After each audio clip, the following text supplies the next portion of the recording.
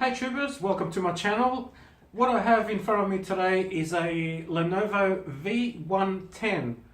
V110-15IAP notebook computer as labeled and sold by Lenovo, the business notebook.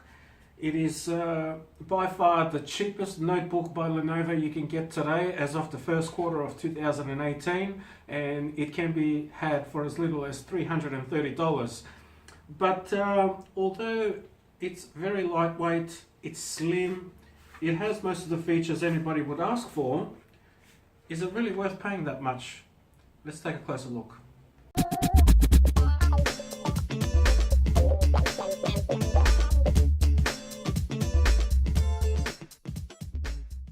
Okay, let's start with the outside, and as you can see on the bottom left hand corner, we've got a single USB 2.0 port, a USB 3.0 port, HDMI port, Ethernet port, heat exhaust vent, and also the AC power jack adapter. The shape of it is reminiscent to the older business Lenovo notebooks that was released in 2015. I did a review on one of those previously. That was a 14-inch. Model number B4130, and I always like that angular cut there because it kind of reminds me of the Lamborghini cars, because they have straight angles like that on their panels, and I kind of like that look and style.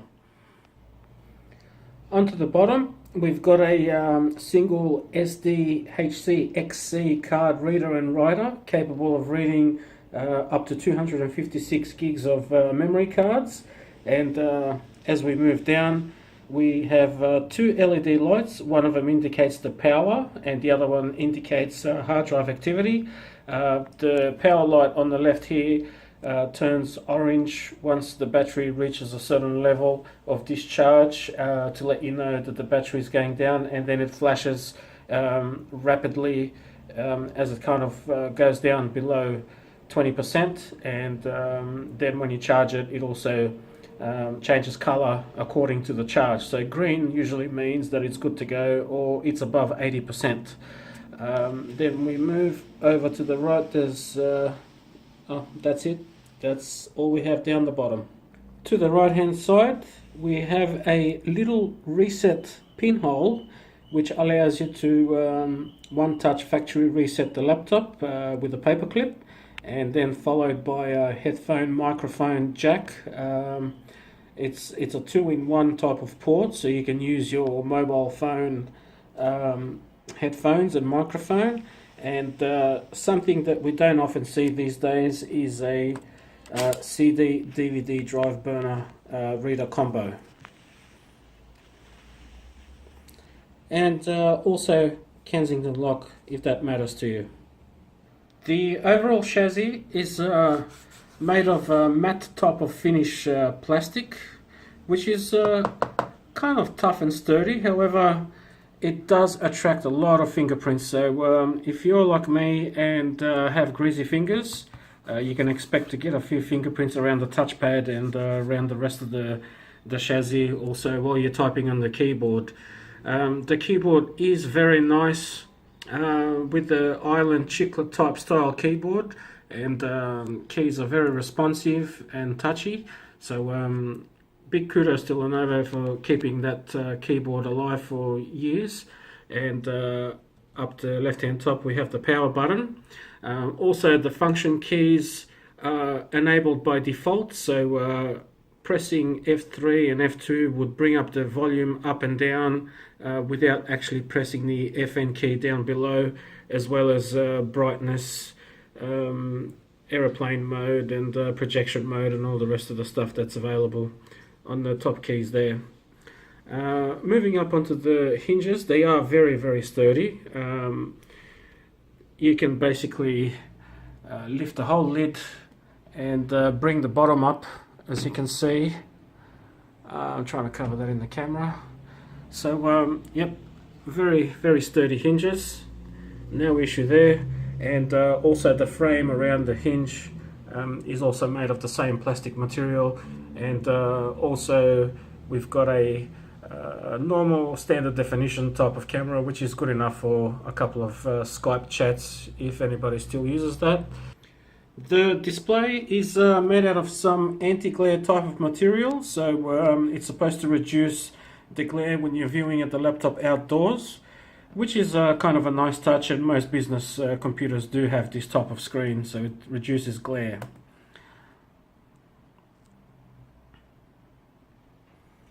And the top of the laptop, also made out of the same material, that hard matte plastic, which also attracts a whole bunch of fingerprints, as you can see, and that's only going to get messy after a while, but what can you do?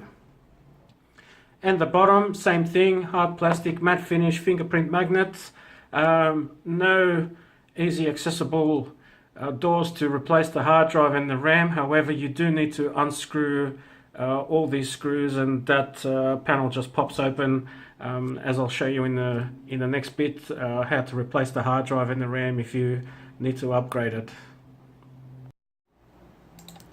This is what it looks like without the bottom cover. Just going for a bit of a close-up to show you the single speaker.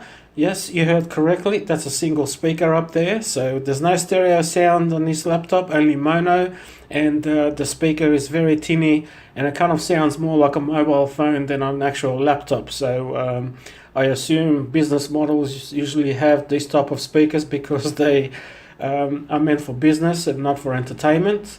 But if sound is important to you, you can possibly either use the headphones or just plug in some separate speakers through the headphone jack.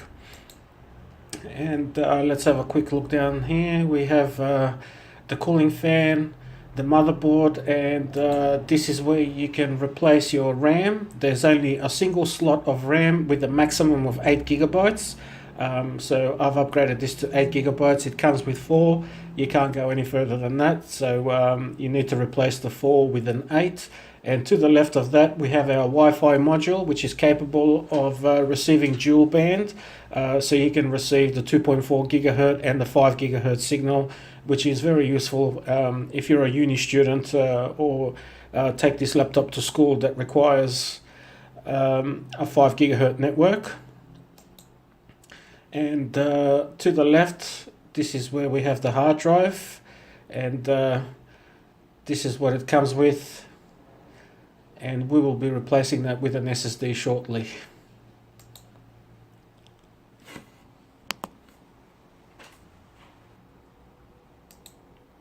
Now that I have the SSD in there, it's time to slide it back and install Windows from scratch. One thing worth mentioning is that being a budget laptop, this laptop runs on a very low-based Intel Celeron processor, which is the N3350, running at 1.1 gigahertz, which also turbo clocks to 2.2 gigahertz whenever the laptop requires it. And although it brings average performance or even below average performance, I would not recommend this laptop for any game whatsoever, except for the occasional app games that are available in the store, and even those cannot be played in most situations. So Minecraft, Roblox and some other 3D games are out of the question. But you can possibly play solitaire or maybe just a casino type jackpot game, and that's about it. This laptop is designed for business and business only, which means browsing the internet, checking your emails and doing some word processing, and it really means it. Even watching videos can be struggling sometimes. For example, if you try to watch something that has a little bit of a higher resolution than 1080p, it'll just stutter. It'll have a very hard time playing it. As let's have a look at a 4K video now. Or this is running at 720p at the moment, which is what the laptop can handle at the best of times. If I try and go any further than this, let's try a 1080p. It'll most likely work, but you will see a tiny bit of reduced frame rate.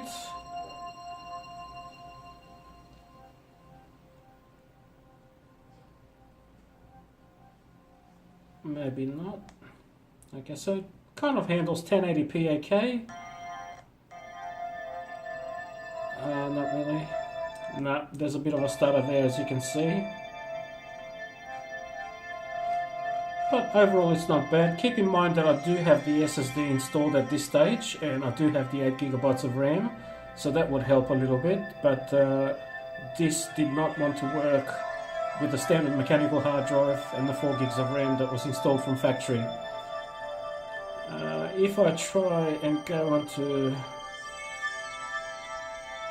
4K, actually this is not even 4K, it's only 2K. But we'll test it anyway. No. Okay, so we're starting to get a few dropped frame rates.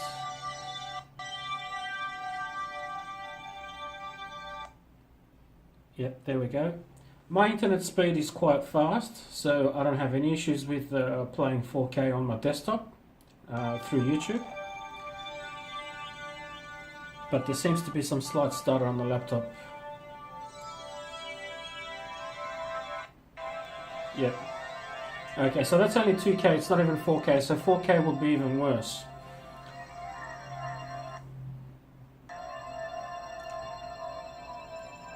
So at the end of the day, this laptop is not made for entertainment, it's only made for business and strictly for browsing the internet only, checking your emails, performing a few Word documents, Excel spreadsheets, and possibly playing a solitaire game. If you have any other needs, I will be looking elsewhere or getting a more powerful computer. Okay, so at the end of the day, I guess it's just an okay laptop. I mean, it is targeted at business users, so you can't complain against that. And what do business people do these days? They browse the internet, they send and receive emails, and they do the occasional Word document or Excel spreadsheet. So for that reason alone, it's worth the money, but it'll be worth even more if you can afford to upgrade that hard drive to an SSD drive and possibly add a little bit of extra RAM just to give it that little bit of boost and make it feel like a decent laptop, where you don't have to wait for ages to kind of load up and do certain tasks instead of a regular hard drive. You know, have that modern feel to a computer, like a 2018-ish computer, you know, not a 2010-ish. So anyway, the choice is yours whether you want to buy this or not. I mean, I obviously purchased it and I'm quite happy with it for what I do. And with the certain upgrades, it does the trick. So yeah, it's not bad. Thanks for watching. I hope you enjoyed this video. Don't forget to like, subscribe down below, and I'll catch you in the next one. Bye.